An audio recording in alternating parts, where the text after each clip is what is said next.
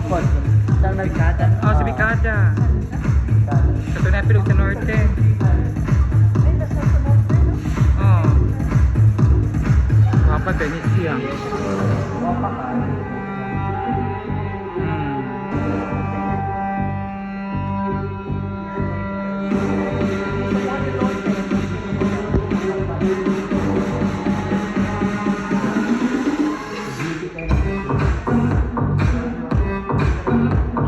Shopon, no? From Shopon. No. You may introduce yourself and then maybe a minute or 2 minutes. Please share to us some of your stories, your shortcomings, your milestones before coming here. Anything. So first and foremost, my name is Alexia Aracabicada. I am 24 years old. I am originally from Boog, Zamboanga, Sibugay, but I have a relatives here which lives in Barangay Imelda, which is my cousin Esterlita Galea, the Serna Galea. Wait. And also, Wait. I graduated at La Salle University, Ozambe City, this year rather. For Jesus in our hearts. Forever. So, but right now, my present address is in Basang Pardo, Cebu City.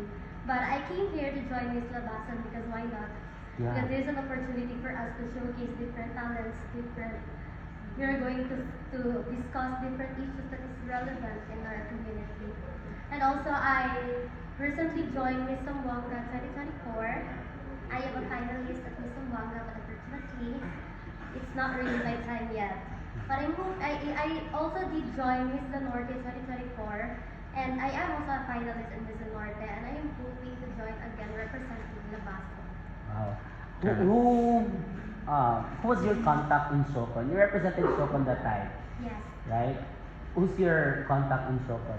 Do you have roots in Sokon? Yes, I do have. The wife of the brother of my mother lives in Shoko. They are the Aralvo.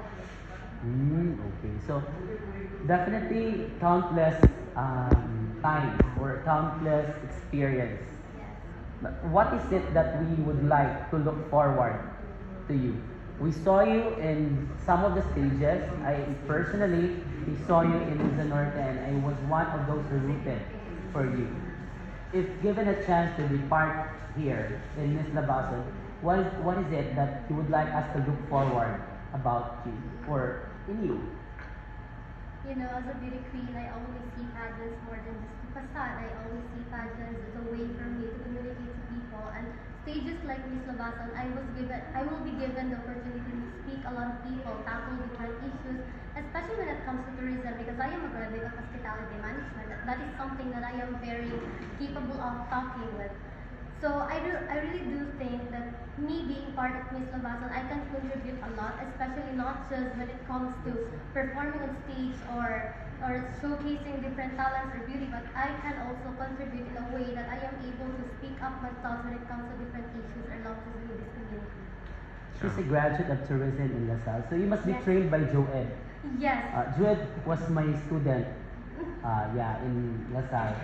So I believe we share some the same values because we are LaSallians as well.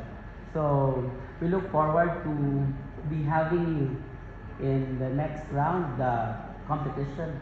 So we'll see if what will happen after our deliberation. So you're with your friends, also mga common friends mo. You don't have any conflict of schedules, conflict with contracts, like you have present title that does not allow you to join and would require you to leave or to give back and give up your title in case if you will be part of the competition, because just like last year we had Miss Dapitan and she was asked to give up her title to allow automatically she had to give up her title because she joined Miss Labason. Do you also have that kind of predicament or circumstance? No, I don't have. I am really good in this. That's good. That's good. Can I have a picture with you?